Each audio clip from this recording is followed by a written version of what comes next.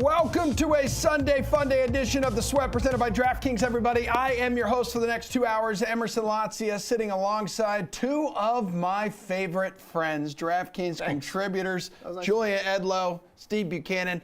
Big fall photo shoot energy in the studio this morning. Love the matching colors, gentlemen. Yeah. Steve, welcome back from your one-day sabbatical. I'm happy you are here because we need to talk MLB playoffs a little later. The postseason starts on Tuesday, correct, I believe. All the teams locked and loaded. Seeding, not so much. Yeah. Jeff Ulrich, also coming up in this show, will return with an update on what's cooking at the drama-filled Ryder Cup. Yes, hats off to Europe, who's an absolute freight train right now, and tons of NFL bets, which is why we're also bringing in VSiN's Josh Applebaum for our opening segment here. First game of the day, gentlemen, comes across the pond this morning on the bedroom floor of Andy's bedroom. The Toy Story Jags, yes, that's where it's happening, and the Toy Story Falcons. What is your bet here, Steven? The Jags tend to handle the UK pretty well.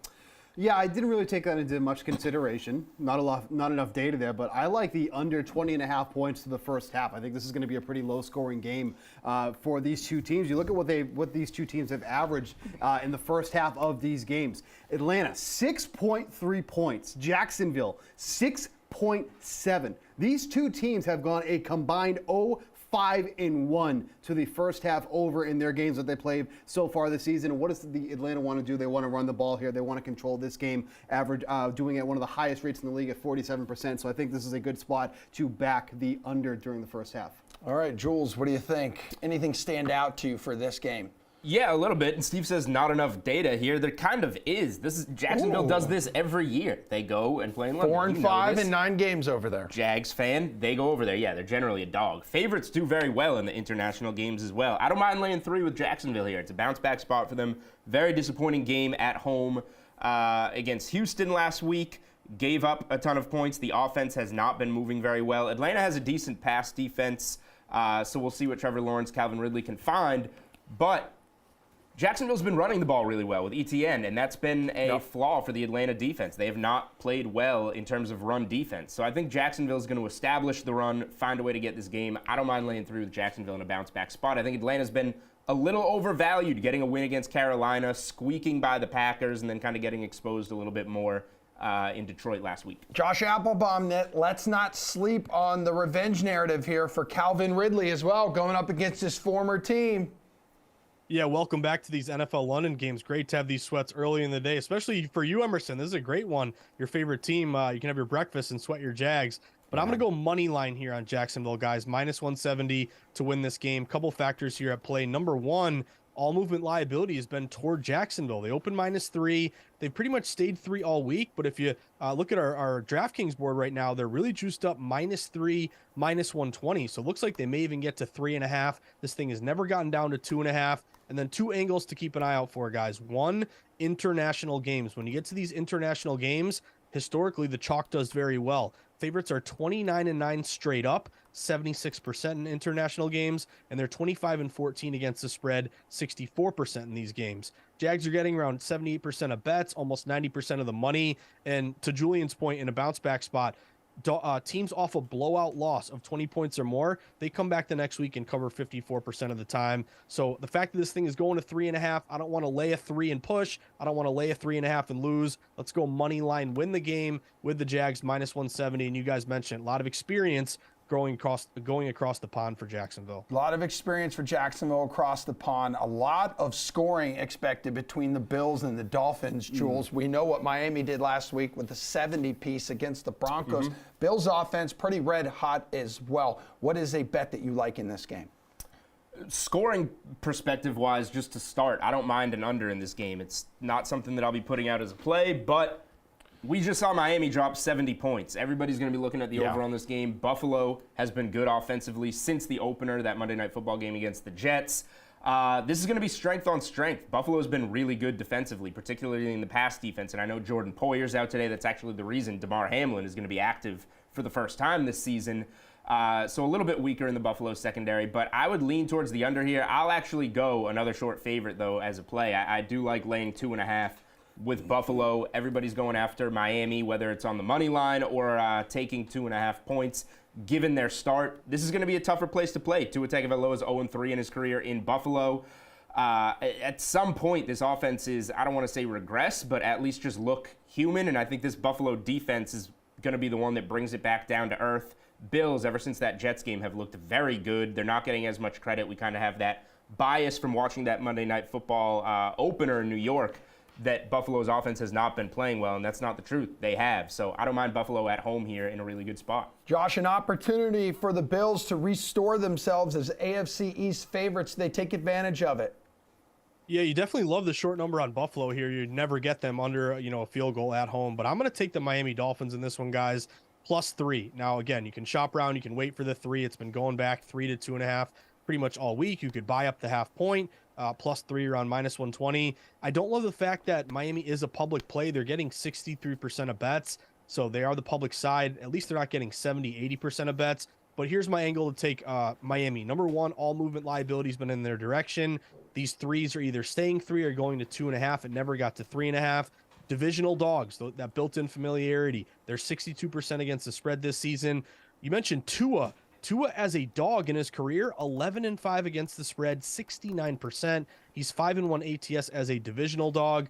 Adrian Hill, supplementary factor here. He's going to be the lead ref. He's really favored road teams, 57% against the spread. I want a dog who can score, keep pace, maybe backdoor cover. And I think with Miami, a lot of those bad numbers in Buffalo are when it's, freezing cold and 10 feet of snow here. It's going to be pretty nice, 70 degrees in Buffalo. Weather shouldn't be a factor here. I'm going with the 3, key number, +3 with Miami. Bukes, are we not giving Buffalo enough credit here because of what Miami did last week? That's making all of the headlines. Yet Josh Allen has found his groove really the past 2 weeks. Yeah, and then, you look at, obviously what they did last week. People are going to be thinking about that. That was such a anomaly that you're not going to see that on a normal, day-to-day or game-to-game basis here. What I do like, though, is James Cook in this game over his rushing receiving yards at 82.5. So obviously if you can do that on the ground or through the air. But the Dolphins have really struggled against the run. They're allowing an average of 4.7 yards per carry, 75%, 3 touchdown scores, and then through the air, 11 receptions, 96 yards. That's 8.6 yard per reception for those running backs that have caught so far this season. Cook has been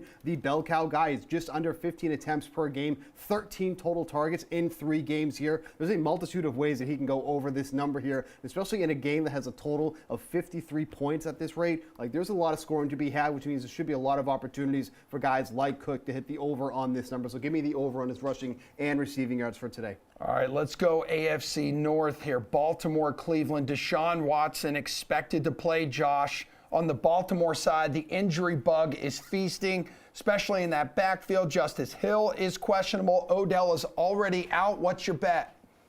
So my bet is moneyline Cleveland Browns around -140. I like the Browns in this spot. Emerson, you mentioned it. This line has been back and forth all week. It originally opened with Baltimore as a short favorite, laying 1 or 2 on the road. It flipped all the way. Early money steamed Cleveland all the way up to -2.5.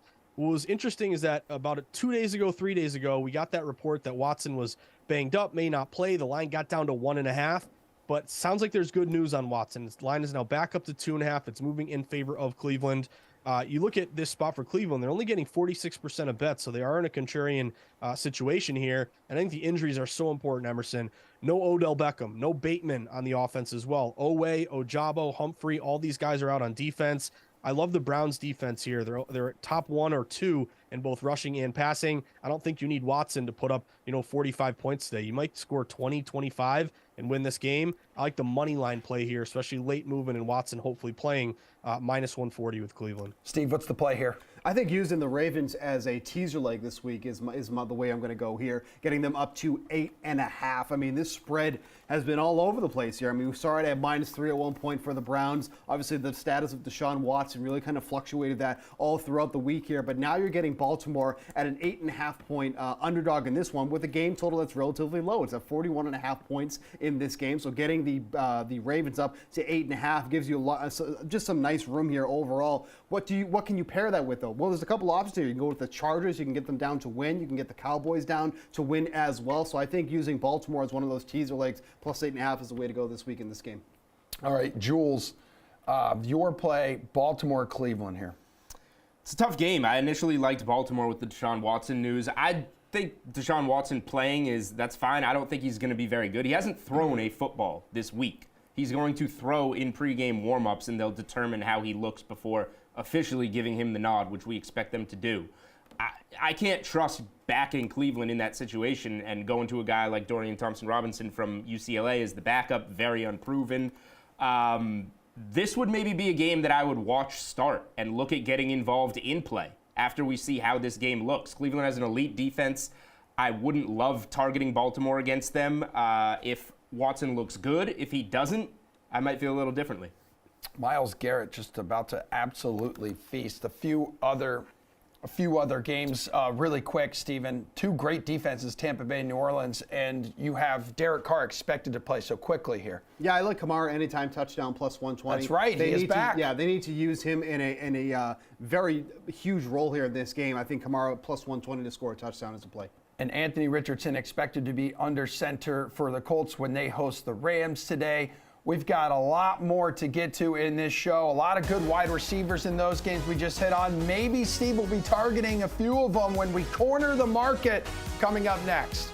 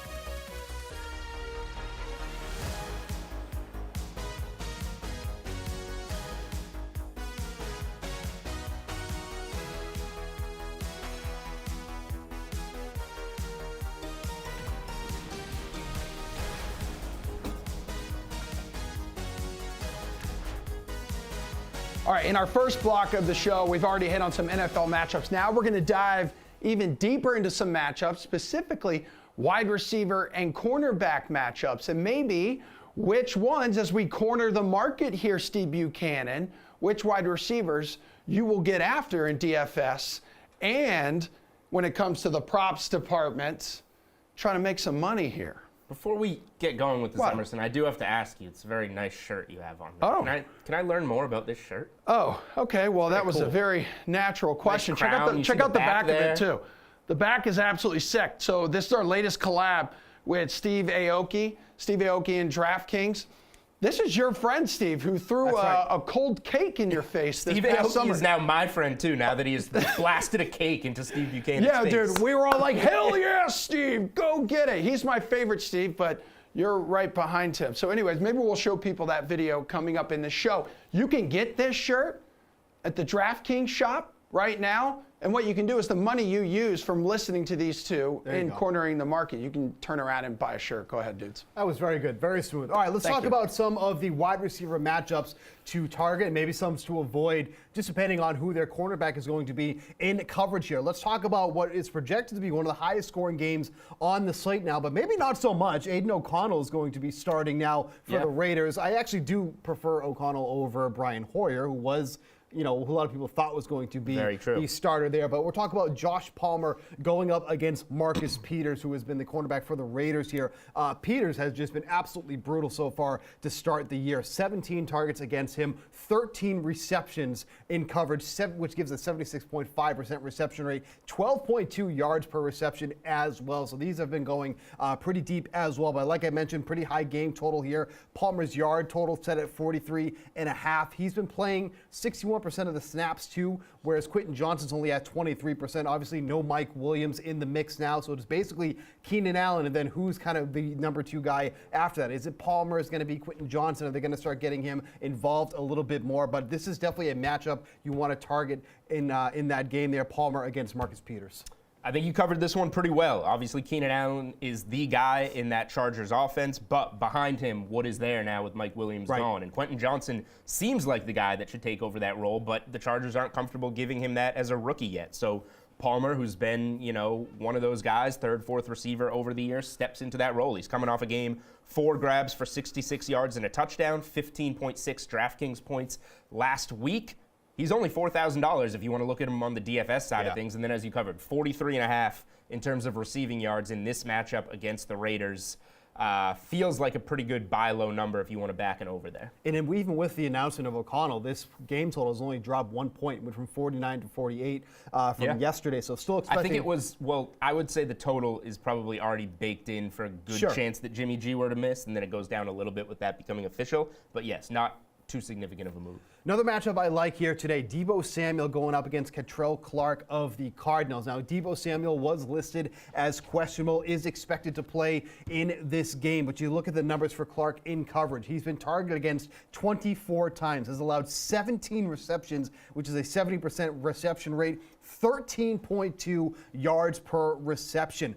Obviously, Deebo Samuel has been the alpha wide receiver in this offense here. Comes into today averaging 9.3 targets per game. The targets have gone up every single week so far this season, going from 7 to 9 to 12. And then you look at Clark in coverage here. Back-to-back weeks of allowing over a 30-yard reception in weeks 2 and 3. Deebo Samuel, by the way, 3rd in the league in yards after the catch. Only trails Justin Jefferson and Keenan Allen in that number. 134 yards after the catch for Deebo Samuel. So when he has the ball, he's making things happen. He's getting down the field after the catch here. Love this matchup here against Clark, against the Cardinals.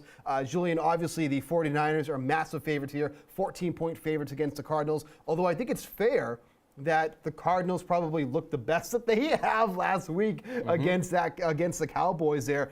Do you worry about the secondary here, or do you think that Deebo Samuel's just that guy that's going to make things happen here? Well, here's the thing. You're featuring this on our Corner of the Market segment. I don't know if this even comes down to much corner coverage. You mentioned the yards after catch for Deebo. You just kind of get him the ball and he goes. Right. So he's one of these guys that part of the reason that he is so good is because the matchup almost doesn't matter. Right. So if you're telling me that he is going to be in a good matchup when he's downfield and we know you just throw him the screen pass and he goes, there's not much not to like. You look at this season, is this receiving prop 43.5 is all I'm seeing? No, that can't be. Okay, then maybe I messed that up. But he has $129 last week, 63 the previous week. I think that this is a really good. It is 43.5. So What am I missing here? Right, what are we all missing? I put that in my notes before the show. I didn't even think about it. I threw it in there. I don't understand. He's gone over this every game this season. 55, 63, 129. Yeah. The game script, you're a two touchdown home favorite, so maybe you're not throwing the ball, but there's going to be a lot of screens. I like Debo over 43.5 yards. So rushing and receiving yards is at 58.5. That's pretty modest. That's pretty low. Yeah, that's pretty modest. I think we just found. I will say that he's had 38 rushing yards in one game. The other games, it hasn't even come into effect really. He's had 8 and 2 rushing yards in the other game. So receiving alone might even still be safer. I think we just found a bet to take live on the air. Things can happen here on the Sweat. Isn't that what we do on the show? It is what we do. All right, Justin Jefferson going up against the Panthers, more specifically C.J. Henderson. You want to talk about somebody who it doesn't really matter the matchup that he's in here. Justin Jefferson definitely fits the mold there, but you look at Henderson, small sample size here, 8 targets against him, but 6 receptions, 75% reception rate, 17 yards per reception. Now, like I mentioned here, you may say, okay, that's not a huge sample size for him this year. So let's take a look at the numbers that he had last year. 74 targets against him, 69% reception rate in coverage, 12.6 yards per reception, and 5 touchdowns scored against Henderson in coverage last year. We just talked about the leaders and yards after the catch. Who is the leader in that? It is Justin Jefferson, 172 yards after the catch on the year. His average distance of target, so which is how far downfield he's being targeted, he's averaged 12.2 for average distance of target on the year. His prop for today for yardage is set at 100 yards once again. So obviously we're expecting big things out of Jefferson, but I did want to at least point out a good matchup that he's in here today against the Panthers, who at least in years past have been a team that you usually avoid against because their secondary has been good in a couple years ago. Yeah, their secondary's dinged up, Carolina, so it is a good matchup. You do worry about Minnesota maybe finally breaking through and running away with this game after their frustrating 0-3 start, going up against an 0-3 team in the Panthers that, we all do feel belongs at the bottom of the league. So good matchup for Alexander Mattison in terms of the run game as well, probably. But we sat here in these seats last week and we talked about, can we bet Justin Jefferson over 100 yards? I don't know. It's a lot. What does he do? He goes for $149 once again. Right. It's his first game of the season that he didn't have. It was sweaty the first half of that game, though. Yes, for all of them. I gave out Jordan Addison as my best bet. It got there late in the fourth quarter. Jefferson had 150 receiving yards in each of the first 2 games of the season. We did talk about the 150 plus last week, which would have been a rough beat because he landed on 149. Right. But again, I'm not betting under on Justin Jefferson. It's just if you want to back the over or not. I'll stay away from it, but I would not blame you. He's been targeted at least 12 times in every game. You mentioned the depth of target. You mentioned the yards after catch. Yeah. It all adds up for him having a huge game every week, which is exactly what he's done. All right, so we talked about 3 matchups you want to target against. Now let's talk about a couple matchups you might want to avoid, and this one's for that early London game. Calvin Ridley going up against A.J. Terrell of the Falcons. A.J. Terrell has been one of the best corners in the league, it feels like, so far this season. You look at the numbers against him, 15 targets against, 8 receptions allowed, which is a 53% reception rate, but only 7.5 yards per reception allowed on those catches. On 8 receptions there, that's only 36 yards after the catch going up against A.J. Terrell. Calvin Ridley was obviously a huge part of the Jaguars' offense in week 1, but he's really kind of fallen off in the 2 games after that. This doesn't look like the week that things are going to turn around because of how good A.J. Terrell has been in coverage so far this season. He had 5 catches in that first week. 8 catches in the first week, only 5 catches in the last 2 weeks combined for Ridley. So I feel like this is a matchup where, maybe on paper it's not a bad one against the Falcons, but at least for Ridley specifically, this is a tough matchup against A.J. Terrell. It is going to be a tough matchup, and you mentioned the volume hasn't necessarily gone away. Right. He got the double-digit targets in week 1. I would have liked to see more since, but he does have 15 total targets in the last 2 weeks. He's just caught 5 of them, where did that chemistry go that we saw in week 1 and in training camp between Trevor Lawrence and Calvin Ridley? It's not a great matchup. He hasn't been playing well lately. The reason that I can't bet the under, it's the revenge game against the Falcons. This is his former team, the team that let him go. So nothing really statistical there that would tell you to back Calvin Ridley. But an old trip down Narrative Street might say that this could be a big spot for Mr. Ridley. And then really quickly, Rondell Moore against Isaiah Oliver of the 49ers here. Oliver's been another one who's been extremely good in coverage here. 16 targets against 12 receptions, which is a 75% reception rate, but only 5.8 yards per reception here. Moore had 6 targets last week, 4 receptions, only 8 yards on those catches. He did all of his damage on the ground here. So even if you were maybe targeting Moore in one of those high games, probably one you want to avoid. Agree with you. He caught all 9 of his targets last week, but that was against a soft Tennessee secondary. He's only caught 6 of 16 targets in his other 2 games. Without a doubt here. All right, we're going to get more of our best bets coming up here on The Sweat. We're going to take a quick break here. Make sure to rejoin us here. We talk more NFL bets here on The Sweat.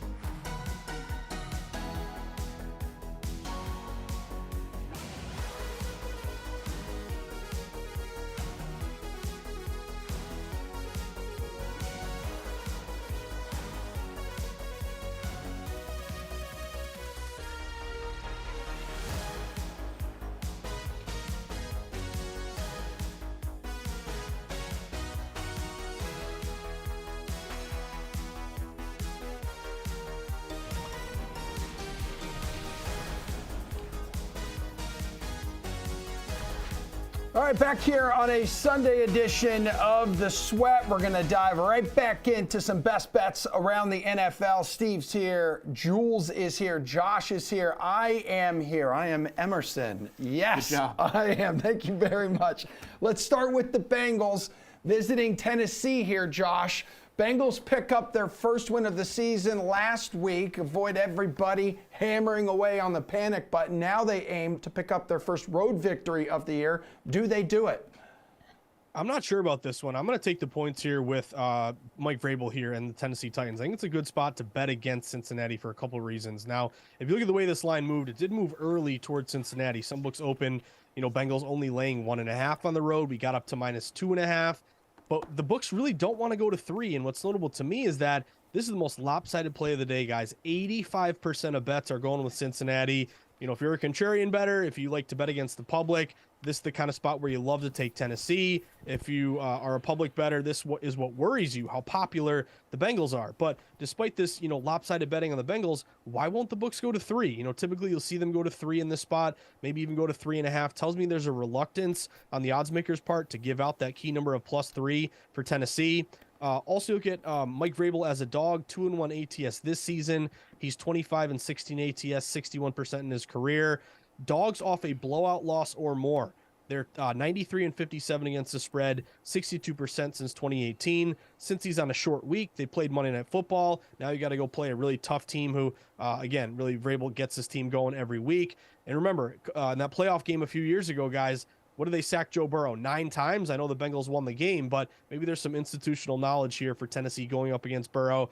I'm going to wait for the key number 3. You can buy it up. Again, key numbers are so crucial. We stress it on the Sweat, but I got Tennessee at 3 here today. Bengals and Titans, neither offense is very pretty right now, which probably explains why it's one of the lowest totals on the board at 41.5 too. Sure, but this is also a nice get-right spot for Joe Burrow specifically, and that's why I like him to go over his passing yards of 265.5 at -115. Last week he had a pretty tough matchup against the Rams, but still came away with 259 passing yards while completing just over half of his 49 pass attempts. Now he's facing a Tennessee Titans pass funnel that just allowed 299 passing yards to Derek Carr, Justin Herbert, and Deshaun Watson. That's what the average that they allowed to those 3 guys there. The only problem with Cincinnati is they are dropping the ball a lot. They have already accounted for 8 drops already on this season. 4 of them came last week. That puts them second in the league in drops. So, maybe Burrow's numbers actually look a little bit better than from what we've seen if the receivers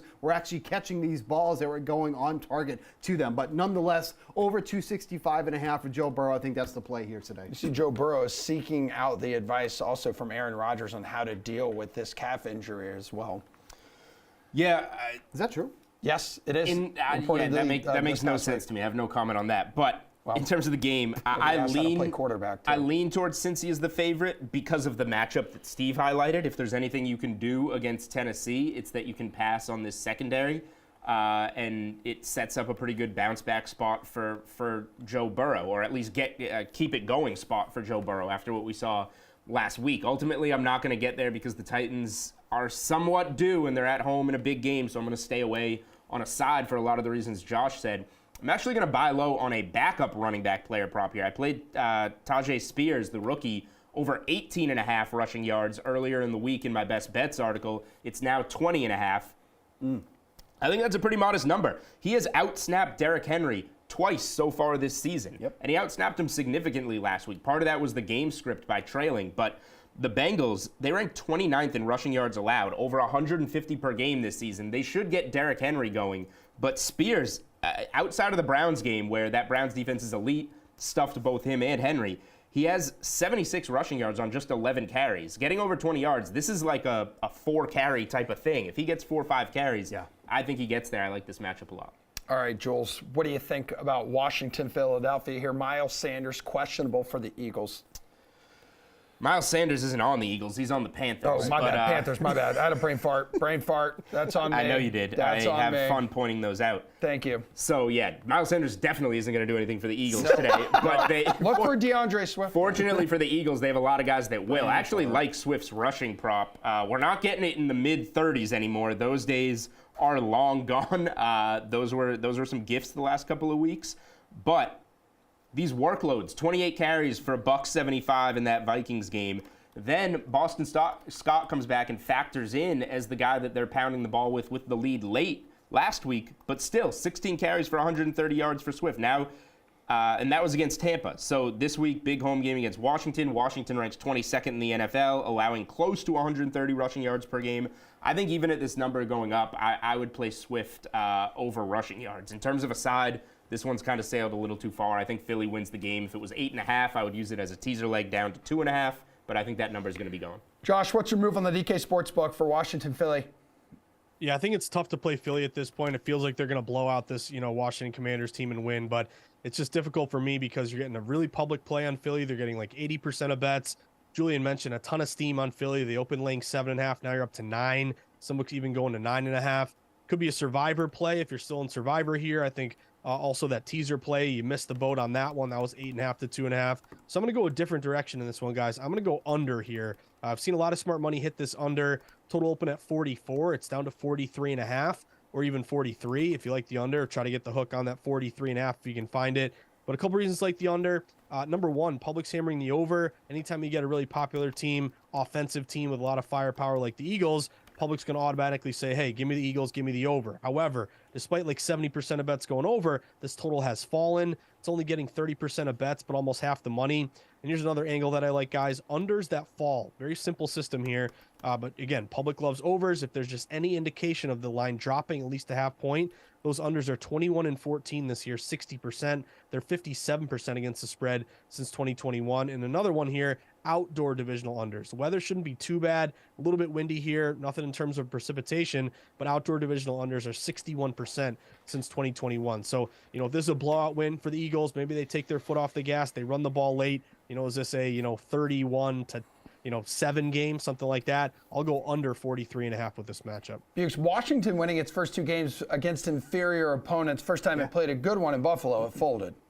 Yeah, and that's probably what's going to happen here too, against a very good Philly defense. So that's why I like the Philadelphia Eagles to win both halves of the game. You're getting that at plus 120. You look at what the Eagles offense has done. They're averaging 14 points in both halves of these games, whereas Washington, like you mentioned here too, has been having some success in the first 2 weeks of the season against some inferior opponents. Then they play someone like Buffalo and they kind of fold. And I think that's what's going to happen here as well. Also, if you look at the numbers for Sam Howell, he is second in the league in turnover-worthy plays with 6. So what that kind of means is passes that have high probability of being intercepted or not taking care of the ball and fumbling the ball. You cannot afford to do that against a team like the Philadelphia Eagles. So if Howell continues to really take poor care of the ball, you're going to see some interceptions here. This will allow the Eagles to run up the scoreboard here. So I just don't see the Commanders keeping up the pace with the Eagles here. So give me the Eagles to win both halves of these games at plus 120. All right, one of 2 games pairing up winless teams today, Minnesota, Carolina. I'm told Miles Sanders now plays for the Panthers. Yep. Questionable. Chuba Hubbard, though, ready to deliver if he's called upon, Jules. Miles Sanders, just like the Eagles game, will once again have nothing to do with my handicap on this game. Minnesota should win this game. The number's gone up a little too much. I would lay it at 3, not anymore. But I'm going to a player prop. And Steve and I were talking about Deebo Samuel and why that was kind of a head scratcher at 43.5 receiving yards. Another head scratcher when I was doing my best bets article on the DraftKings Network platform this week. Jordan Addison, he was my best bet last week. He's 3-0 to the over on his receiving prop in his career. I played it over 50.5 on the show last week. Why is it 40? It back down to 40.5 this week after he's 3-0 to the over. Panthers, technically, in terms of yards allowed, have a top 10 defense, but this is a Minnesota team that leans heavy on the pass. He's gotten there every week. His snap counts are going up. I don't see why this matchup should take away from Jordan Addison, even if Justin Jefferson has a big game, whatnot. So Jordan Addison over 40.5 receiving yards. Let's look for the rookie to keep it going, improve to 4-0 on the over on his receiving yards. And Bukes, the Vikings are now in this habit of losing one-possession games, which was the complete opposite of their story last year. Right, without a doubt. Here's the thing that I'm a little confused about. The completions for Kirk Cousins in this game is set at 24.5.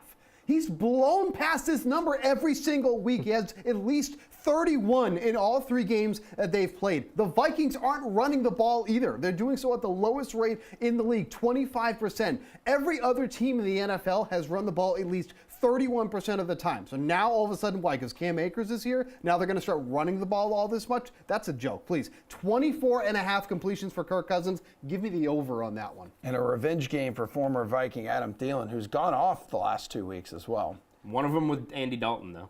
Yeah, that's A true. little different than Bryce Young. Yeah.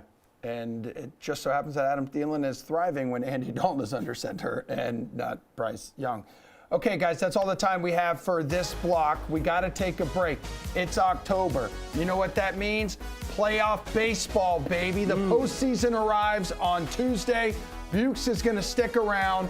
We are going to tell you which bets to target as seeding still needs to be figured out, but the teams, 12 of them, locked in, ready to go.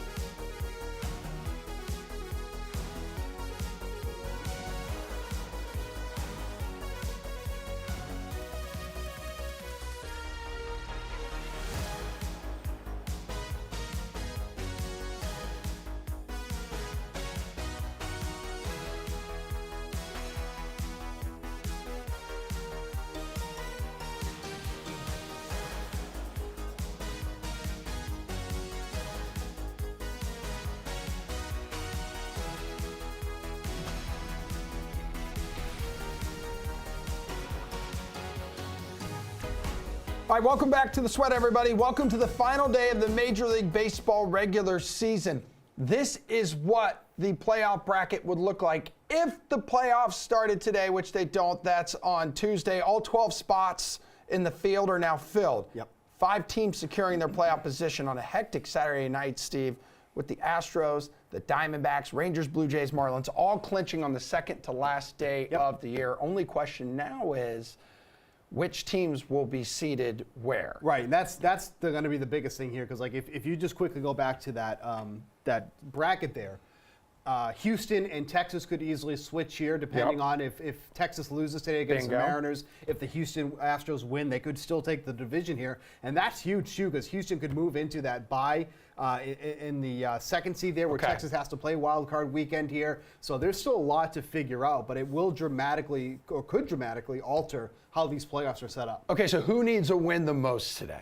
Houston, without a doubt here, because it's not that I don't think they can't beat the Twins, but it's that Houston needs to rest some of their starters. Their rotation has been absolutely abysmal through the month of September. If you look at the numbers that they have here, their rotation have combined for an ERA of 5.06. It's just been like the biggest reason why this team has really stumbled so far in the month of September. Because like if you look at their offense, the offense has been fine. They're still averaging over 5 runs per game, but they've just been getting no help from any of their starters at this point. So they need an opportunity to kind of reset, get these guys back on track, kind of really put the matchups that they want to do in that second round to really try to advance here. Because as it really looked like coming into even yesterday, Houston might end up being the odd team out because of how poorly that they've played, but they were just able to do enough in that series against the Diamondbacks to finally clinch it there. The Mariners lost yesterday, so they're donezo. They just completely imploded in the last 2 weeks of the season here. A lot of teams have imploded, really, quite frankly. Yeah. Cubs are out. I mean, a couple of weeks ago, they were minus 700 for yes to make the playoffs. They're not even in the playoffs. I mean, hell, weren't the Giants around like that same number? The Giants never had a shot. Okay, They and were then, one of and the then they biggest fired frauds their here. manager with like 3 days to go. Yeah, in the that was kind of odd. That was Like, just bizarre. play it out. But I mean, if they've come to a decision, they come to a decision. So I guess you know, it is what it is. But Gabe Kapler will rebound quickly. I think he'll find a team in the offseason. I mean, like you look at Toronto there. If they lose today, right, wouldn't that give them Minnesota? Then is that something that if you're Toronto, you would want, right? Yeah, I mean, it's so like there's honestly Like tank today. There's so many scenarios that can still play out here in game 162 that were taken care of. I don't know how I feel about if Toronto were to move against Minnesota, because that'd be a very pitching heavy series if Toronto were to play Minnesota, because Toronto's rotation has been great, Minnesota's rotation has been great, but the offense on both sides has been what's really been the issue for both of these teams. So I actually would maybe prefer Toronto to play Tampa. I think they actually do have a bit of a better shot. Those two teams split the series throughout the year, 6-6 so far. So I actually like that matchup better. It's like yeah, huge too as well. Obviously, those two teams are familiar with each other already. For that Toronto if they were to advance, but I really do worry about Toronto's offense coming into this series, because it's been another one that's really kind of limped into the playoffs at this point, where it's been their starting rotation that's really carried them to this point. So it seems to be a common theme for a lot of these teams thus far, but I do prefer that 5th seed for Toronto going up against Tampa. Rangers clinched the AL West in a first-round bye with a win or an Astros loss. Let's say that happens. Astros are in the wild card. Are they the favorite in either series if they end up in that spot? They should be the favorite against the Twins, because while the Twins do have the pitching, their offense has been what's really been lackluster. Like if you go through that lineup 1 through 9, there really is nobody that stands out. Like Carlos Correa is hurt, Byron Buxton is hurt, Royce Lewis has been great, but he's been extremely inconsistent. He's also been injured for a lot of the season here too as well. So I don't love Minnesota's offense, but when you take into account how poor the Astros rotation has been, that's why the Astros need to win the AL West. Like I think it's critical for them to kind of get them a breather, get them on track, and kind of place the pitching matchups they want to place out, not because of how the schedule is here. So I think Houston should win that series against the Twins. But man, it feels like it could be a lot closer than I think you would have if you asked me this question a month ago when the Astros were firing off on all cylinders. All right, yeah. Again, Astros clinched the AL West in a first-round bye with a win and a Rangers loss today. Final day of the regular season, 162 games, and it all comes down to this. So the Marlins own the tiebreaker here with the Diamondbacks. It can lock up the number 5 seed with a win against the Pirates on Sunday. Miami, Arizona on Sunday. A complete game against the Mets on Monday, which I believe is tomorrow morning at like 10 o'clock. 10 a.m., yeah. If it's Marlins-Phillies, though, how big of an advantage does Philadelphia have here? I huge fan. I even understand this team playoffs. Differential here. The difference scored and runs allowed. They're at minus 53 on the year, and if I'm not mistaken, that is the highest number amongst all teams that are in a playoff spot right now. The only other team that has a negative run differential that is in the playoffs is the Arizona Diamondbacks, but that's only at minus 8. There's nothing I can look at from the Marlins that would say they would have an advantage of over the Phillies. And if by some wild stretch of the means that they end up knocking out Philly, and then they would have to go on to play the Braves, there is no shot. Like, there is no chance that the Marlins are going to go far into this. And it's honestly, it's disappointing because I would have so much have rather seen a Cincinnati Reds team make it, or the Chicago Cubs make it, or the Padres made a really strong push at the end. They're actually above 500. That's not something that we've been able to say about the Padres much. But the Padres are out of the playoffs, and they have the highest run differential of any team that did not make the playoffs at plus 103. If you look at their expected win-loss record, which is what their record should be based on the runs allowed and runs scored, they are the top wildcard team in the National League. They would have a better record than the Philadelphia Phillies. They would be 91-70 on the year. It is absolutely absurd what happened to this Padres team for them to not make the playoffs based off run differential and what that team actually should have been, but they could not win one-run games. They could not win games going into extra innings, and that ended up being like their biggest downfall on the year. But I do not give the Marlins any shot to advance against the Phillies. I would actually probably go as far to say that the Phillies sweep that series and they go and they take the Marlins right out. I mean, the Marlins just had simply not been good at playing baseball for the past 2 decades. Since 2004, the season after the Marlins captured their second World Series title, they have compiled the 4th worst record in Major League Baseball. They were expected to finish 4th in that division this year. And not only that, against teams that are above 500, they are 38-50. Against teams above 500. That's not going to end up well. Why is this team in the playoffs? Really... How did this team make the playoffs? I do not understand. I truly do not understand how they are in the playoffs. You and Jared had a fun little bet about the Diamondbacks on the Sweat Tuesday takeover. I believe you won that one. You believed in Arizona making the postseason, right? He did not. So now Jared, and it's on tape, Jared has to get a tattoo now after he lost that bet with you. We're going to hold you to it, Jared. Let's say Arizona heads to Milwaukee. Would the Brewers be your pick in this one? What? Why? Very hesitant. Okay, why are you hesitant? Milwaukee does one thing very well. They pitch well. Arizona does a little bit of everything. Didn't they just get somebody back to Milwaukee as well? Well, they got Brandon Woodruff back about a month and a half. Maybe that's right. Stuff. No, Brandon Woodruff is a starter for them. I'm not sure who you're referring to. All right, I'm probably thinking of some other team. Is it Miles Sanders? Ignore me. It could be Miles Sanders. Did you know Miles Sanders plays for the Brewers now? Yeah, I did hear about that. So you're hesitant to take the Brewers in this potential series. Yeah, so the Brewers would obviously most likely be the favorites in this one. They're the number 3 seed, excuse me. But Arizona does a little bit of everything well. They have a good offense. I like their rotation. I like the back of their bullpen. I feel like Arizona is the more complete team over the Milwaukee Brewers at this point. The only, the biggest knock on the Brewers, and this is obviously not their fault, but they always seem to perform well in their division, because their division has just been so poor over the last few years. Like, this has probably been the most competitive time that we've seen the NL Central in maybe 4 or 5 years at this point. And the team that was expected to win that division, the St. Louis Cardinals, was one of the worst teams in the league. They went 70-91. They have a .435 winning percentage on the year. But the Brewers are good in the pitching department. I'm not so crazy about them offensively because if you look at their offense from top to bottom, it's kind of Christian Yelich, Willie Adames, and then it's kind of it after that. So I do worry that, well, not worry because I like the Diamondbacks, but I would say if the Diamondbacks are the underdogs in this series, which I would very much expect them to be, I would probably lean in back in the Diamondbacks in this one. I just think that team is just really talented in their lineup, in their rotation. They got guys like Corbin Carroll who can be such a difference maker in that. I just think that's the team to back here. All right, 5 seconds here. Favorite future right now? It's boring, but I do think the Braves are going to win it all. Well, Plus 310 to win the World Series. that has been a hell of a season, a historic It's gonna be hard to offensive take season them that down. they put up. Okay, so coming up next, we're going to kick off the second hour of the Sweat with some NFL price checks. Stick around.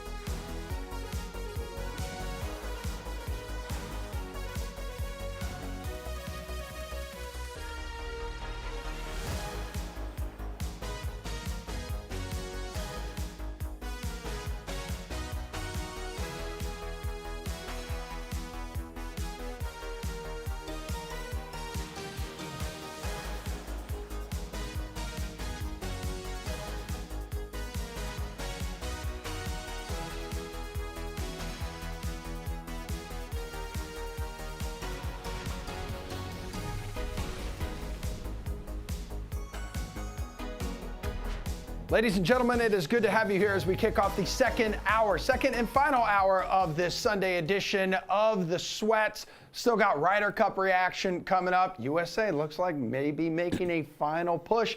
Not going to happen. Also, Michael Lombardi will join the show. Right now, though, Steve and Jules are going to help you guys and gals build a money-making lineup, little NFL price check. But hold up a sec, Billy, because right now, the Player Prop Analyzer, this is why it pays to be a VSiN Pro subscriber. Maybe a few people that they are going to be targeting today. How about Keenan Allen? Because right now, he's 3-0 to the over on his receiving yards props this season. Now, Dotson with Washington maybe perceived the caution there because he's 3-0 to the under. I don't know who on this list possibly lands on your recommendation list today, guys. Go ahead, take it away. Price check. Yeah, let's start with the quarterback position here. I think there's a lot of options that you can go to at the quarterback position. I like going cheap this week. Yeah, I agree. Aiden O'Connell is someone I think is going to get a lot of love late now because it was announced probably early this morning that he's going to be starting over Brian Hoyer. I like Russell Wilson, 5,800 going against the Chicago Bears. For as bad as the Broncos have been this season, at least from a fantasy perspective, Wilson's been a pretty good quarterback so far. 21.4 DraftKings fantasy points on the year, an average of 263 passing yards per game, 6 touchdowns thrown. You look at the Bears, what they've allowed to this position, 23.1 DraftKings fantasy points on the year thus far, 288 passing yards, 7 passing touchdowns allowed. 5,800 for Russell Wilson is a really strong way to save some money. There's a lot of position guys you want to pay up for in this game, like a lot of guys from the Chargers, maybe Devontae Adams, maybe Christian McCaffrey from the 49ers. So I think Russell Wilson at 5,800 is the way to go in this league. Yeah, I'm going to go a little bit more expensive, Steve, but with what should be considered a pretty good discount, 6,500 on Joe Burrow. Yeah, that is a nice one. You know, he started the season at 7,100, brutal matchup against Cleveland, and also dinged up. He's only scored double-digit DraftKings points in one game this season. He stayed at 9 last week. The yardage was there, though. He just didn't throw any touchdowns. I think this week that changes against the Tennessee defense that plays the run really well and funnels towards the pass. They're ranked 23rd in terms of DraftKings points allowed to the quarterback position. So I think Joe Burrow maybe gets a little bit healthier. Receivers start to play a little bit better, and the matchup just dictates that this should be finally a breakout spot for Joe Burrow. Unless the calf injury is really hampering him. So I think this is the spot where we finally get 20-plus fantasy points from Burrow. All right, let's talk about the wide receiver position here. You're going back to somebody you talked about last week in your Hidden Jewel segment. Yeah, we're sticking with value here. Why pay up when they just won't make the salary of Tank Dell according to... Yeah, it's kind of wild. According to what his production has been. Now, he is up to 4,600. He was 3,600 last week, but the $1,000 increase still isn't enough. He's been a consistent part of the offense. He was targeted 10 times the previous week, caught 7 of them for 72 yards and a touchdown for 20 DraftKings points against Indy when they put his salary up from 3,200 to 3,600. In that game against Jacksonville, he caught 5 receptions for 145 yards and a touchdown. He is clearly somebody that C.J. Stroud likes to go to, and going up against this Pittsburgh defense with a good pass rush and can be decent against the run. I like these quicker passes to a guy like Tank Dell that can operate out of the slot. So Pittsburgh, I think maybe Houston's getting a little bit too much love. I think this is a decent spot for Pittsburgh overall in the game, but that plays well for Tank Dell's ability to be heavily targeted in the short passing game. I'm going to go to Keenan Allen. I mean, this is somebody who obviously has benefited immensely by the absence of Mike Williams. He came into week 3 with 19 targets on the season. He ended that game with 39 targets on the season. 20 targets on the week for Keenan Allen, and still secured 18 of them for 215 yards. He was about 1.5 points DraftKings fantasy points away from reaching 50 on the week and didn't even score a touchdown. That is just the amount that he was able to do with those receptions and the yards that he had there. Clearly, the alpha wide receiver 1 in this Chargers offense thus far. Like I mentioned, they have turned all that production last week into almost 50 DraftKings fantasy points with 215 yards and 18 receptions. This is a really good matchup against a very soft Raiders secondary. I think this is where another day where Keenan Allen is going to feast, but where the value can come through on the Chargers here is who the value play is going to be here. here. Is it going to be Josh Palmer, who's going to be very popular in lineups, or is it going to be Quentin Johnson? Is this one they're going to get more into the offense this week as well? So that's something to be seen, but at least the safe way to go through this, in my opinion, is to take Keenan Allen there against the Raiders. Okay. There you go. Let's talk about the running back position. I'm going to go a little bit off the board here, who somebody really has not gotten it going here at all. That is Josh Jacobs in that same game against the Chargers. He is still really expensive overall relative to his production. You talk about Tank Dell being underpriced. Josh Jacobs feels like he's a little bit overpriced at this point. So it really kind of makes me wonder where his ownership is going to land here because of the expensive price here. But this is still a game that has a game total of 48 points. He's still getting all these carries, but he hasn't been doing much with those carries. I mean, he's averaging just 10 DraftKings fantasy points on the year through 3 games, hasn't eclipsed more than 11 DraftKings fantasy points in a single game this season. That being said, the Chargers are a team that you can run on. They've allowed an average of 4.3 yards per carry on the year, a ton of receiving yards as well, 111 receiving yards to the running back position this year. That's over 7 yards per reception that they're allowing. Jacobs has been getting a lot of love through the air, 14 targets through 3 games. And I actually think that the start by O'Connell probably is a good thing for Josh Jacobs here. They might be more likely to run the ball here. I know O'Connell is getting a lot of the first team reps through practice throughout the week here, but they could rely on Jacobs to run the ball a little bit more, maybe a few more checkdowns to him as well with O'Connell under center. So $7,100 for Josh Jacobs, despite him playing poorly. I think that's the play here at running back today. We're going with the third player in a row from this game, and I'm going with the opposite running back of you, the Chargers running back, Joshua Kelly. Fantasy owners are not happy with Josh Kelly. Ever since Austin Eckler went down, he gets 2 starts. What does he do with those 2 starts? 13 carries for 39 yards and 3.9 DraftKings points against Tennessee. Tough matchup. But then he comes back and he's even worse against Minnesota. 11 carries for 12 yards, 2.7 DraftKings points. Josh Kelly was awful last week, so I'm hoping that people go away from him, and now we'll take him in a matchup that he should bounce back in and have a strong game before the Chargers go to bye and Austin Eckler retakes over the job out of the bye. Kelly had a good game against Miami playing with Eckler. In the game Eckler got hurt in, he carried 16 times for 91 yards and a touchdown. He had over 15 DraftKings points.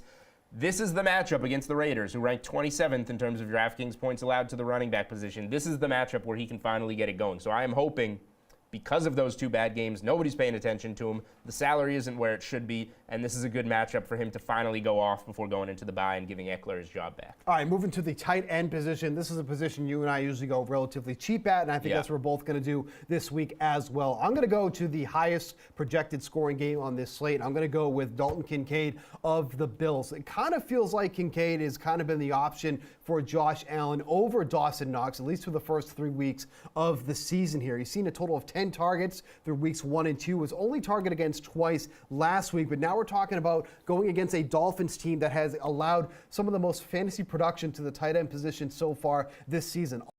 They've allowed 40 receiving yards, 2% reception, and 23 targets to opposing tight ends thus far. Kincaid's also had 2 targets in the red zone so far. Hasn't hit pay dirt just yet, but with the amount of opportunities that the Bills could have to score in this game, kind of like the opportunity that Kincaid can finally get into the end zone for the first time this season. It's not going to cost you much at all, $3,200 on the week against the Dolphins, who, like I mentioned, a team that has given up a lot of fantasy production to the tight end position. You want to go cheap at this position as well. Yeah, doing the same, spending $3,100 on Logan Thomas of the Washington Commanders. Pretty simple breakdown as well. Nobody's allowed more fantasy points this season to the tight end position than the Eagles, so matchup-wise, it lines up. Sam Howell, first-year starting quarterback, security blanket here against a team that he should be playing from behind against. Good guy to check down to. And he's just been a guy that's been pretty consistent for how cheap he's been. He has 6 grabs for 65 yards and a touchdown on the season. No fewer than 8.3 DraftKings points missed 1 game, but in the 2 games that he has played. So I think it's a safe spot for him to be playing from behind game script-wise in a good matchup. All right, we're going to talk about defense here on this one. I'm curious to hear your reasoning on this one. You want to go with the Ravens at $3,200 against the Browns. This is because Watson has been practice all week? Yeah, I'm going with the more expensive road defense here, where I think Cleveland's going to be a popular one, and you can tell us why next. But I'm going to go to the other side of this one.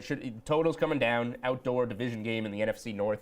I don't think we'll see many points from either side, but yes, I'm going off the Deshaun Watson news here. Sure, he's playing. He hasn't thrown a ball all week. I don't trust Deshaun Watson ever since he's come back and started playing for Cleveland. He's not the same player he was playing through the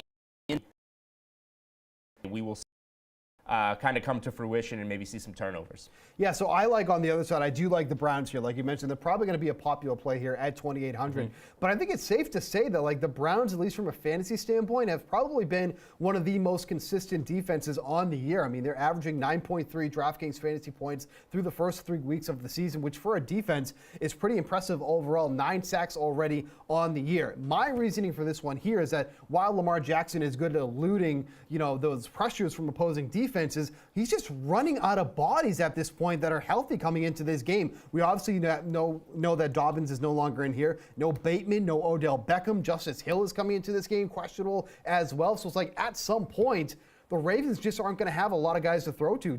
Zay Flowers in a tough matchup here against Denzel Ward. Like, there's just too many things that you could say that are poor about the Ravens offense than you can say about the Browns defense in this game, despite them probably being one of the more popular plays in this game here. So I think that the Browns, like you mentioned, are going to be a popular play here, but I do think that that's one that you want to go to. Defenses are just so ficky. Like, obviously, there's not a lot of consistency with these ones here, but I think that's the way you want to go for the Browns here in this one. Cheap on defense is always good, so we don't disagree there, especially with a home defense. All right, we are going to wrap up here. We're going to take another break here on The Sweat. When we come back, we're going to be diving into some picks for the Week 4 primetime matchups here on The Sweat. Steve Buchanan, Julian Edlow, Emerson Latzia. We'll be right back.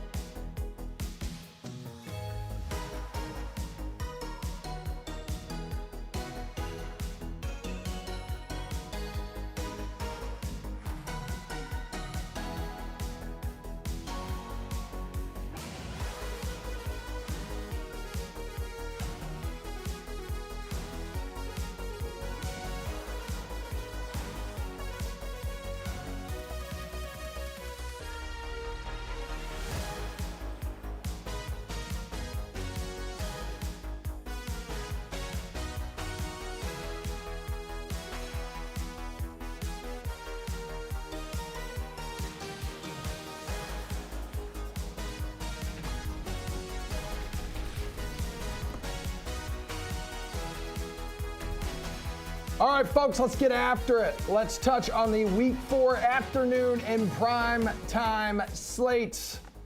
Raiders and the Chargers with two head coaches that make a lot of interesting and questionable calls from time to time. The Patriots and Zeke Elliott's revenge game visiting the Cowboys.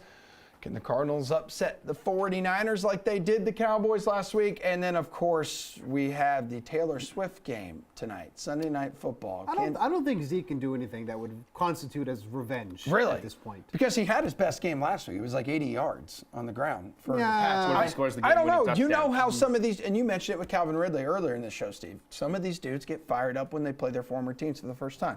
We'll see. Josh Applebaum has also returned. Jules, Steve here. I am Emerson. So, Vegas Chargers, what's your bet in this one, Steven? Yeah, I'm going to go over receiving yards for Joshua Palmer. It's set at 43.5. He went over this number last week against the Vikings when he had 66 in that one. But like we mentioned here, Keenan Allen's going to be the alpha wide receiver one in this offense, but there's going to be those other guys because Mike Williams is out. We've already seen Joshua Palmer be that guy for Justin Herbert over Quentin Johnson, who really hasn't gotten it going yet, hasn't been playing on a lot of snaps either. Palmer's been playing on 61% of the snaps for the Chargers thus far, so how much does that bump up even more as Mike Williams continues to be out here? But good matchup here against Vegas, giving over 43.5 yards. What do you want, Josh? Yeah, so I think the obvious play here is to just tease down this situation here for the Chargers. I mean, you have Aiden O'Connell coming in. Obviously, Jimmy G is injured here. O'Connell was a late-round pick from Purdue, and I don't think you're expecting much from O'Connell today, although he did impress during training camp. He was good enough for them to carry him on his roster when he was healthy, even when Jimmy G was healthy. But, guys, we got a lot of steam here going to the Chargers. They opened -4.5. They're all the way up to -6.5.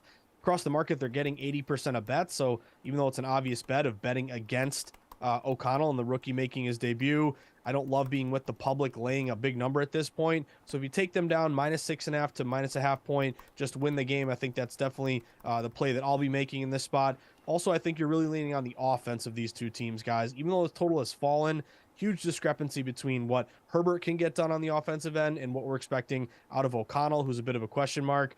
Yards per game, 437 for the Chargers, only 298 with Jimmy G thus far with the Raiders this spot. So again, it's obvious play. I think it's probably going to be a very big popular play with the public, but I'm going to take the Chargers down from -6.5 to just a half point. Just win the game, LA. They're an obvious play for you in this one, Julian?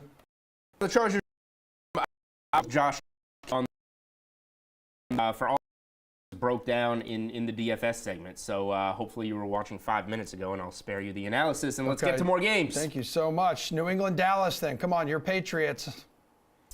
I played Zeke, sticking with another rushing prop. Oh! I played Zeke. I don't even think it needs to be a revenge spot. It was 27.5 rushing yards when I played it. He carried the ball plenty last week. I know different circumstances. You're a favorite. You're playing from ahead against the Jets. Weather situation. But in Dallas, Belichick is the kind of guy that will give Zeke his opportunities. And Ramondre Stevenson has been nothing special so far this season. They shared more time than they had all season, shared more carries than they had all season last week. It was more of a timeshare despite Stevenson out-snapping him by 20. Zeke was carrying the ball. I think it was 16 or 15 of his 27 snaps. He's going to get it when he's out there. And Dallas hasn't been good against the run. They've been one of the worst teams against the run. They got exposed for over 220 yards against the Cardinals last week. I like Zeke to get some yards here on the ground. All right, Steve, Pats come in with this up and down offense, but a rather reliable defense, right, which has limited attacks at times. No, the defense has been great. I mean, I'll definitely give them that, but I think I'm still going to take Dallas here at -6. I mean, before that game against the Cardinals, they were 7.5 point favorites. They lost that game. It dropped down to 6.5, and now you're getting it at 6. I still think that the Dallas Cowboys are going to win this game. They are much more talented than the Patriots are overall. Yes, Christian Gonzalez has been great on defense for the Patriots. Maybe that takes out CeeDee Lamb, but I think this is a game where we can see Brandon Cooks start to get it going. Tony Pollard has been one of the most consistent running backs of the year thus far. I just think the Cowboys offense is going to be too much for the Patriots to handle, so give me that at -6. Your Pats-Cowboys bet du jour, Josh. Yeah, I'm going to take the Patriots in this one, guys. Love this line move toward New England. It's been pretty consistent from the opener throughout the week. Even today, you're seeing a lot of game day steam hit New England here.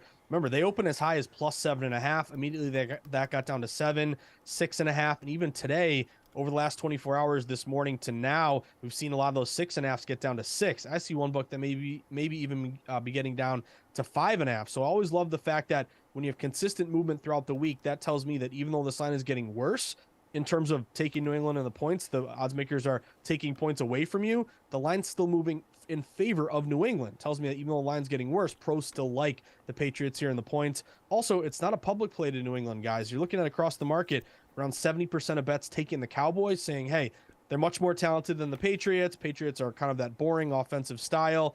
A lot of star players here for Dallas. You have a tough loss against Arizona where you didn't show up. Okay, they'll get right at home and crush the Patriots. But no, despite this public betting on the Cowboys, the line is falling to New England. We've seen road dogs do very well this year and historically, 59% against the spread. Short road dogs getting 6 or less. They're 65% ATS this year. And Julian mentioned something about that rushing defense. I think this is the game plan for Belichick today. Run the ball, whether it's Zeke, whether it's Ramondre Stevenson. You look at New England, they're only giving up 93 yards on the ground, 131 average for Dallas. So I like the Patriots here. We would have loved 6.5 or more. It's down to 6. I'll take +6 with Belichick in the points. Bukes, biggest spread on the board today, at least right now at this moment, the only double-digit spread on the DK Sportsbook, 49ers, 2 touchdown favorites at home against the Cardinals. What chance are you giving Arizona to cover? Not much, even Okay. with this spread being as it is here. I just think that the 49ers are just going to absolutely suffocate this defense here. Like, there's so many ways that the 49ers can beat you. I was going to be taking the first half play in this one here, but as Julie and I saw as we were going here, the number on Deebo Samuel on his receiving yards is just way too low for what he can do here. His receiving yard prop at 44.5 yards. That just seems like something he could literally do in one play, especially against this defense. I think we're taking too much stock into how Arizona looked against the Cowboys last week. I'm just putting that more up to a bad week for the Cowboys than a good week for the Arizona Cardinals last week. So give me Deebo Samuel, go over that 44.5 receiving yards. The combination of Brock Purdy, Josh, and Christian McCaffrey, since they have taken over, Niners stop. I really do ever play the live and really at this. I would say Arizona went into the saying they're going to league. They're tanking for Caleb Williams. What are they doing? They're playing pretty hard. They're covering numbers. They're even winning games last week. We don't expect them to win. So believe it or not, guys, I'm going +14 with Arizona in this spot.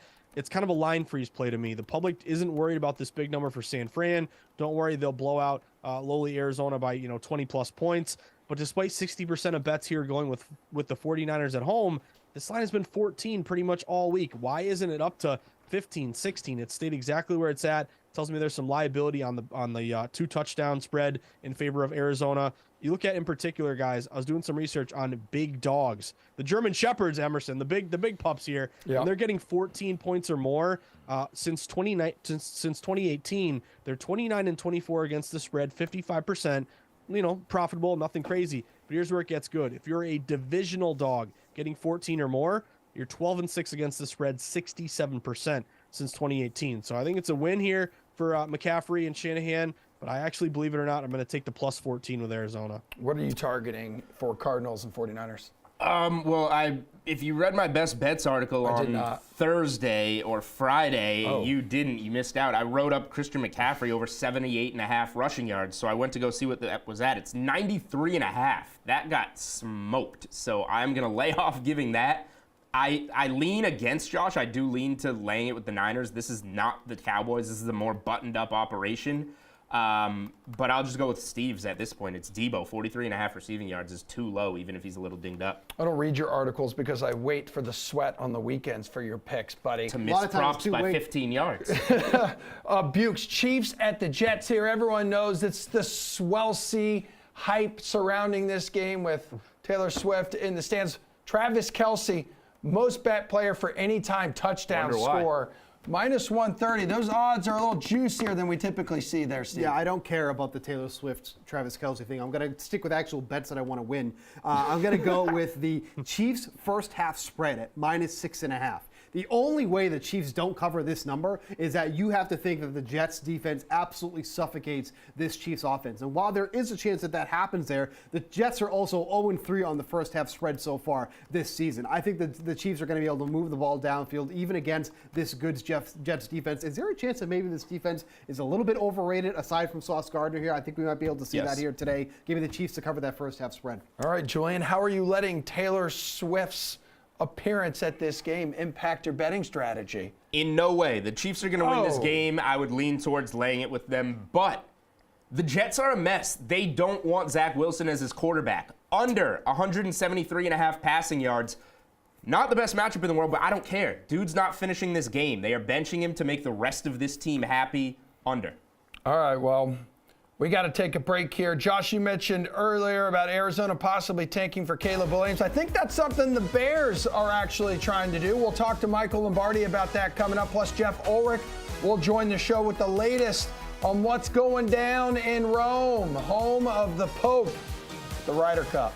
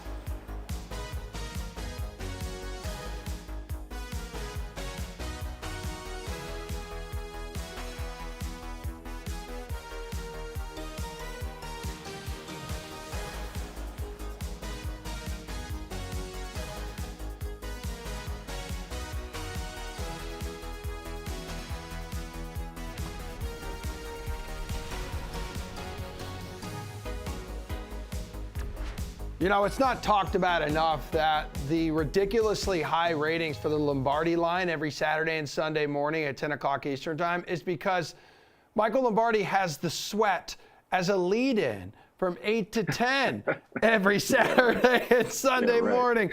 Michael Lombardi, what's going on, bestie? Oh, man, I'm telling you, I hear that voice and it starts to make me cringe. Sunday morning is not. Sunday morning should be Sinatra and like certain things. Like Fleetwood Mac. Yeah. Not Fleetwood Mac, Sinatra. Like, you know, but when I get the Emerson in my voice, it's like, oh, no. It's Sinatra and football. Yeah. Brent Musburger is good too on Sunday. Don't confuse that. All right. Well, I think you are. How are you? I'm doing great. What are you destroying now this week? Nothing. I'm about to destroy this segment. That's for sure. And you're great on Sunday morning as well. Colorado yesterday in USC. That was great on Saturday. Got a question for you. Caleb Williams, Shedeur Sanders as NFL prospects here. Was that game yesterday a duel between two future number one draft picks? Well, I think they both have the talent to be. I mean, Caleb Williams has demonstrated that over the course of his career, certainly with his ability to be accurate and make plays. I thought Sanders was great yesterday. Look, the league is devoid of quarterbacks, let's face it. So when you get two talented young men like that, they're surefire to be first-round picks, and they produced. And it was a great game to watch. I think Colorado showed the world that they've got toughness mentally and physically, and they came back, had opportunities. Unfortunately, they just ran out of time, or they kind of stalled in that 2-minute drill. Too many fullback leads inside that kind of messed them up. But they were really good. Look, this is a great year for quarterbacks. I mean, Michael Penix Jr. in Tucson, Arizona last night was just absolutely deadly with his accuracy, with his playmaking ability. And the talent that he's displayed is going to make this a really great quarterback draft class. So if that's the case, you're the Bears, right? You're sitting there at 0-3. You definitely crash for Caleb, right? Well, I don't know if you have to crash for Caleb. I mean, you're going to have the Carolina Panthers first round pick too, so you might be able to do whatever you might be able to get the quarterback and the receiver 1-2. Or a quarterback and the best offensive lineman. Yeah. I mean, they're in great shape in terms of the assets that they have. They have to admit, and this is a hard thing to do, they have to admit that they missed on the quarterback. They have to be willing to admit that. So is Justin Fields past the point of return? For me, he is, but for most of the media, they think it's the offense's fault, doesn't have enough receivers. Today, Chase Claypool's not even going to dress. I mean, they traded a high second-round pick for Claypool. He thinks it's the coaches that are messing him up. I think there's a lot of problems within that building in Chicago. And the main one is they've over-evaluated the quarterback. Look, I put a graphic up on Twitter back in March that compared Justin Fields to Davis Mills. And I said one team thinks they need a quarterback, the other team thinks they don't. And the numbers for both players were similar, only Mills threw the ball better. And yet one team didn't think they needed a quarterback. So they have no one to blame but themselves. They've evaluated their team wrongly. I mean, hell, you got the Bears are underdogs at home today against the Broncos, who had a 70-burger scored against them. That's pathetic. Well, it's typical. You always do. You overreact. That's last week. I mean, that's last week. And so you move on to this week. And, you know, the NFL is all about today. It's not about last week. So the Bears have to play better, and they'll move the ball. Denver's defense is missing a lot of their starters. Justin Simmons won't play. Josie Jewell won't play. They have a lot of guys that are out, and they're going to play better defensively. They have to play better offensively. Look, last week wasn't on Russell Wilson. Last week was on their whole entire team, including the coaches. Which of the 4 winless teams pick up victories today? So there is that Denver Bears game, and then there's the Vikings and Panthers. I think the Vikings and Denver pick up wins today. I really do. I think look, if I said to you, who's thrown for more yards, Tua or Kirk Cousins, most people would just instinctively think Tua. But Kirk Cousins has. The problem is Minnesota's turned the ball over 6 times in the red zone this year, and they had 7 fumbles after 3 games. I've never heard of that before. 7. Even you could hold on to the ball better Thank than you. that. I could. Yeah. I'll text you a pic of me doing the Heisman pose back in my high school football days. Yeah, I can't wait to see that. I can't wait. What's coming up on the Lombardi line here? We're going to break down every single game, go from start to finish on it. We also have the 9:30 game, which is fun to watch over in London because there's a lot of in-game betting that you can look into. And so we're going to keep our eye on that game help people with in-game betting, and then we're going to break down every one of these games, starting with the Miami-Buffalo game, which at 1 o'clock is going to be a doozy. Yeah, you're so excited to see my Jags win in Toy Story fashion, aren't you, this morning? I don't think I'll watch the Toy Story, although I love Toy Story. I really do. I love that. I watch it with my grandkids, but I just have, to me, I want football in its own way. I don't need it in Toy Story. All right, man. Well, it's fun to watch you. We'll see you on the Lombardi line, 10 o'clock. Thank you so much. We appreciate the bump you give us. We really do. Thank you so much. That's what we do. I'm a team player, putting this company on my back as always, Michael. Toodaloo. It has not been fun to watch Team USA over at the Ryder Cup. Jeff Ulrich, come on down. I have some questions. People are thinking this miracle, the rampage at Rome, can actually go down, but that half point that Rahm just picked up on 18 against Scheffler, that took the wind out of the American sails here, because you see the current score 12-6. This is ridiculous. Europeans need 2.5 more points, and it looks like they're going to get it here pretty soon. That was pretty much it. Honestly, I was looking at the scoreboard, and you're like, there's a path here for the Americans still. I mean, if Scheffler wins that match, the Euros still needed 3, and looks like they're going to get Rory, and it looks like they're ahead in a couple other ones or one other one, but what's escaping my mind right now. But regardless, like, there was a path there for the Americans to potentially get up here. They're up in 6 matches. I mean, they really just needed like 2 matches to flip after that, which is at least doable. It's not like super likely, but after getting that half, now the Americans already have pretty much locked up the Rory win. They're, like I said, they're still ahead in like a couple one other one. So yeah, Hatton's really up on Harmon right now, 3 up through 13. Hatton is the match. I'm sorry. Yeah, that's the other match. Those 2 points with Rory and Hatton are almost guaranteed at this point. So that puts the Euros at 14. Now they just need a half. Yes. They're going to get a half. Like, I mean, Fleetwood at the back end, Robbie McIntyre is up 2 on Wyndham Clark, although I could see Clark coming back to win that match or maybe tie it at the very least. But you've got other close matches, like Hogarth's only down 1. Sepp Straka is, playing Thomas. Some point, he's going to do. Spieth is going to implode too. He has looked terrible over the past few days. Exactly, right? So if Euro only needs a half a point, I mean, I think he can pretty much stick a fork in this. Okay, so then is there anything you can target right now, like live betting wise on the DK Sportsbook, or is this thing past Pluto? No, you know what? There is, because there's matches going on. I actually mentioned a couple matches at the back end. I think Nikolai Hogard is actually like a really interesting potential comeback candidate here. He's at plus 245. He's down 1. Maybe you target the tie as well. You make it kind of a double play. But again, this tournament could be over before Hogard's match is over. And if that pressure is off him, I think he's just going to play extremely free in the last few holes. So Hogard at plus 245, I think is interesting. Maybe, again, like I said, maybe you sprinkle a little on the tie just to kind of, equal it out. But those are pretty nice odds. And then on the back end, I kind of expect Wyndham Clark to make a run. He's a super, super, like, confident guy. He was favored over Robert McIntyre to begin. There's a lot of holes left there.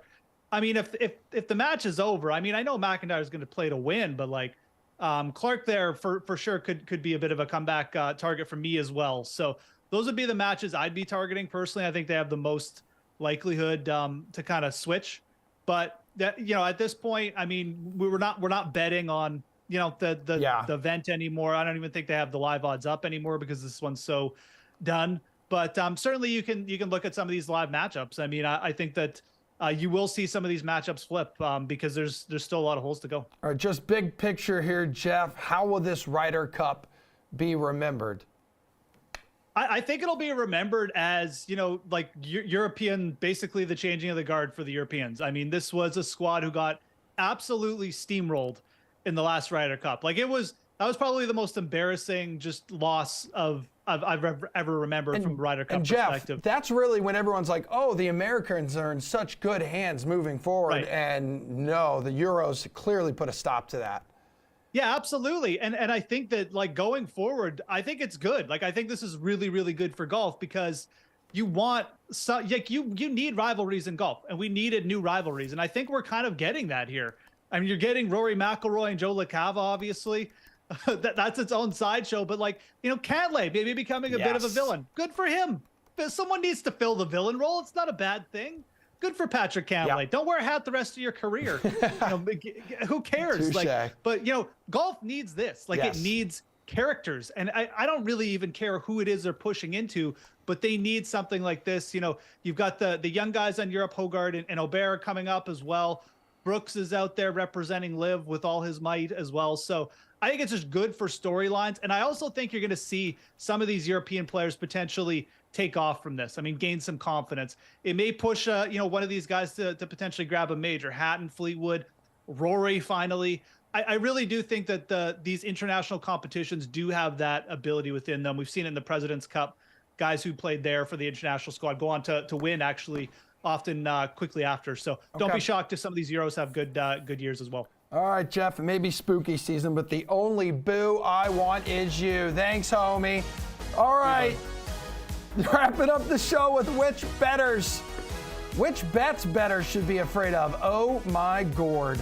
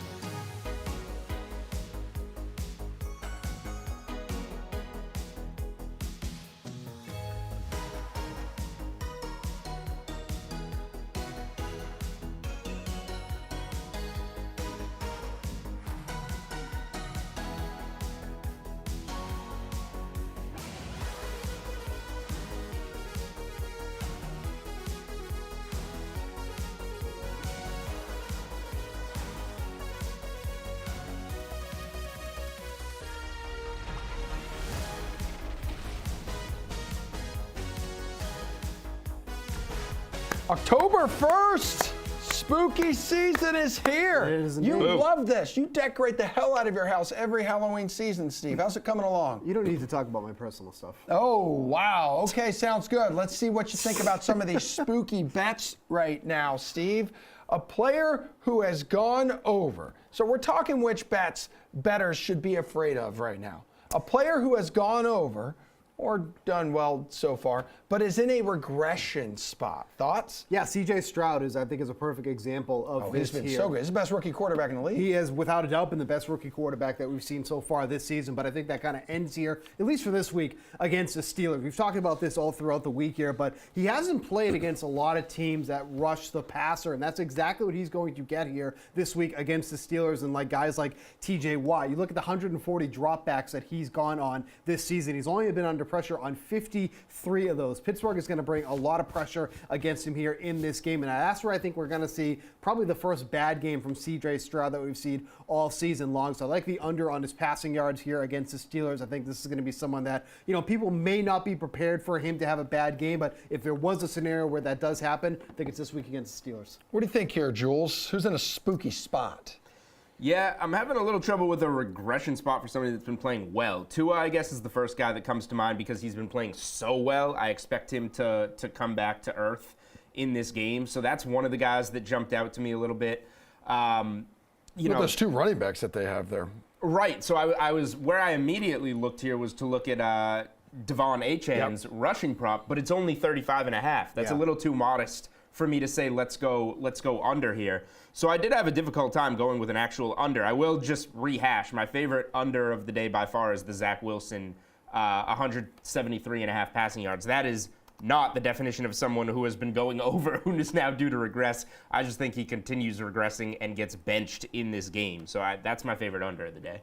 Okay, a team who won last week but will not continue this time around. Won't turn it into a streak. So like Cardinals, Pats, Colts, that kind of stuff. What do you think, Jules? I mean, the Cardinals are the obvious one. I think that Dallas might not be that good, is what we learned in that game. And we'll learn some more about them in this Patriots game. But the 49ers are just, they're machine-like right now. They're healthy on both sides of the ball. They have plenty of motivation in this game, in a division game where they know the opponent well. Arizona's the one that has absolutely no chance. Colts-Rams should be a really good game, and the Patriots, I think, have a puncher's chance in this game in Dallas. So it has to be Arizona. It's a boring answer. That's probably everybody's survivor pick this week, but that's the one. Pukes, what do you got? No, I think it's the Patriots. I don't think they're going to beat the Cowboys in this game. Like, yes, maybe the Cowboys aren't as good as we expected, but I don't think the Patriots are good enough to beat this Cowboys team either. Like, I think the Cowboys have enough on offense that can beat even a good Patriots defense, whether it's CeeDee Lamb, whether it's Tony Pollard, whether they start to get Brandon Cooks working at some point, whether Dak Prescott starts running the ball a little bit more. I just like the Cowboys in this spot at home against a Patriots team that is coming here. I think they're better than some people expected defensively. But offensively, I still think this team is a mess. Like, one of their biggest offseason acquisitions, Juju Smith-Schuster, is hardly even in the conversation when it comes to this offense here. It's basically been Kendrick Bourne and then whatever's left of Devontae Parker at this point. So I don't think that the Patriots have enough to beat this Cowboys team offensively. So with that in mind, I'll side with the Cowboys in this one. What about a season-long bet that's looking spooky right now? Not looking so hot at the moment, Steve. Yeah, I was kind of having some struggles with this one here, but one of the ones that I did like a lot was for Zeke Elliott to go over 4.5 touchdowns. Yeah. That really hasn't come to fruition. That felt like a no-brainer It at the did feel time. like a no-brainer. You'll be back on track when he gets 2 today. Well, I mean, if that Well, my fantasy team, baby. He's carrying my fantasy team We don't today. care about your fantasy Thank team. you. Nobody does. We care about the season-long prop. But that at least how they've been using Zeke thus far. Because I truly felt like that the game plan was going to be they use Ramondre Stevenson down the field, and then Zeke's going to come in the red zone and just going for those touchdowns. I think that we really haven't gotten that. Well, quite frankly, they've had no red zone rushing chances. well, that was going to be where I was going to go. When you don't have Okay. those opportunities, that's going to go either. But to be fair, at least especially from last week, Zeke looks like the better running back on the team over Ramondre Stevenson, who has not looked good at all at this point, and that could change the dynamic of how they use these players. So at least as it's set right now, it doesn't look like that's going to be a play that's going to be made, because during that offseason there we talked about here on the show, 4.5 did not seem like a lot for the role that we expected Zeke to have on this Patriots offense. I think this one is the easiest question. A season-long bet that is not looking good right now. Is anybody that you have bet in the comeback player of the year market that is not named Damar Hamlin? These odds got way out of control. Hamlin was a huge preseason favorite. Yeah.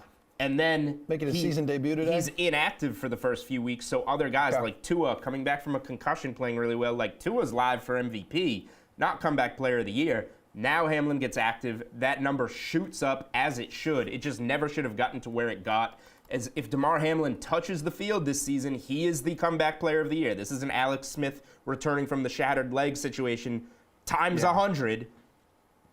Anybody else was going to be a waste of money once Hamlin gets on the Smith field. was awful that year too, wasn't he? He didn't do anything. He didn't do anything. He just came back to the field. Right. And, these are writers, humans voting on this award. Right. Hamlin's story, as soon as he plays a snap, is going to win him comeback player of the year. Great. Well, gentlemen, the people at home have been waiting. As promised, we have decided to dig up the old video of you being smashed in the face by a cake thrown by Steve Aoki, because the shirt that I am wearing is just the latest in the Steve Aoki DraftKings Well, that's just collab. doing it to himself. Look at this. What an idiot.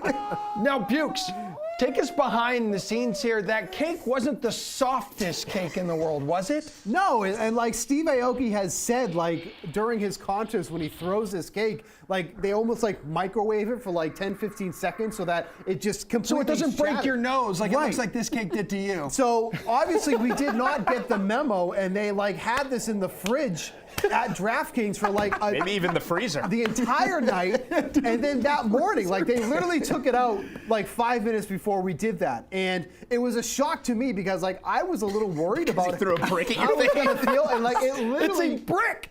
it literally felt like a brick. But I will say, What? I sold that like a champ. You did. I did not show any emotion. I did not show any pain.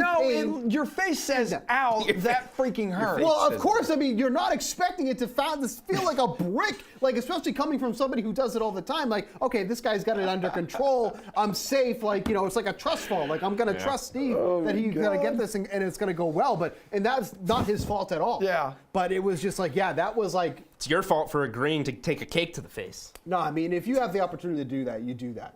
Like, Well, I'm all set. we got another. I'll take one of the shirts, though. I was going to say, we got another great collab going on between DraftKings and Steve Aoki. It's the shirt I've been rocking on this show all morning long. That's the back of it. You haven't been able to see the back of my shirt for a whole lot today, but the why don't you get up DraftKings. and show us? Okay. You want me to? Yeah. Billy? The Here producer we go. says Check it no, out. That's but it Emerson right did there. Anyway. All But it's right. on the DraftKings shop. So once you win all your bets on the DraftKings Sportsbook today, head to the DraftKings shop, hit up one of those shirts, scoop up one of those shirts. Best bets, no sweat bets right now. What's yours today, Jules? Yeah, I'm not in a position where I feel strongest about any certain bet. Tough board this week. Yeah, everything it? that I have put out there, I kind of feel the same about. Nothing too strong, but as a best bet, I'm going to use Buffalo -2.5. I think that's kind of the spot to highlight as the betting 101 spot of Miami is 3-0. They dropped 70 points last week. How can you go against them? And we have the bias of that one primetime game that Buffalo has played that everybody watched, where they did not look good against the Jets. Since then, they've been lights out, and they're at home now. And preseason, we thought this just a few weeks ago, was the better team. So you never get Buffalo laying 2.5 at home. I will take advantage of that for a best bet. Bukes, how much will these AFC East odds change? Dolphins currently -160 to win the division. Buffalo Bills in +165. Bills win this today. Do they return as the favorite? No, I think the Dolphins do remain the favorite, even if they do lose this game here today. I do like this Dolphins team more than I like the Bills at this point. Like, we talk about teams that maybe have been a bit overrated. Yeah. I think the Bills are one of those teams. Josh Allen is not taking care of the ball well at all this season. Like That was his problem down the stretch last year, throwing interceptions in the red zone. So not only his problem last year, but like his problem in years past. And that cost the Bills games here. But at least for best bet for this week, I like Alvin Kamara to score an anytime touchdown at +120. Coming back to the Saints here, sounds like Jameis Winston's going to get the start here for the Saints. Really? Derek Carr is dealing with that sprained No, I ACL. thought Carr was expected other to way. play. Carr is surprisingly going to Okay, start so we this have game. conflicting reports now because I did see that Winston was going Okay, to. so regardless. does it help or hurt Kamara depending on who is under center, who benefits Kamara more? If Carr is starting, then that absolutely benefits Kamara more. Okay. I think because they're not going to test Derek Carr's arm there. But Right. regardless, last year when he was on the field, averaging 2.5 red zone touches per game, I think he gets into the touchdown here. That running back room for the Saints is just an absolute mess right now. All right, well, everyone stick around for the Lombardi line. That's coming up next on Derek Decent Carr is starting. DraftKings Sorry, Network. you know. There you go. Derek Carr is starting. That is why Yeah, he's you right. watch The Sweat with us every week. Enjoy the rest of your NFL Sunday.